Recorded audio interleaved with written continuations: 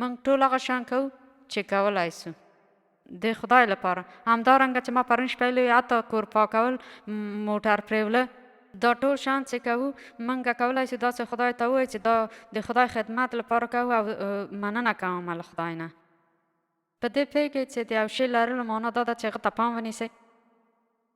زه داسې وایم د یو شي لرلو برخه دا ده چې ورته پام ونیسئ. نن سهار د ما په وړاندې سستي مه کوئ. ښه، دلته ځینې آیات دي په کولوسیانو کې چې دا ټکی ښه څرګندوي. کولوسیان 3:18 هر څه چې تاسو کوئ مهم نه ده، هر څه چې کوئ یا هر کار چې ترسره کوئ د عیسی مسیح په نوم یې وکړه او د هغه له لارې د خدای دعا وکړه. هر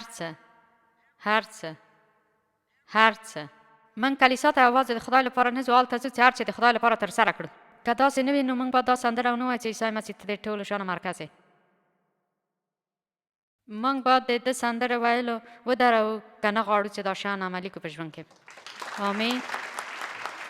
کولوسیان 3:23 که هر څه وي د تا کار سخت ورباندې کار وکړه د خپل د روح څخه چې یو شی د خدای لپاره کوئ نه د انسان لپاره.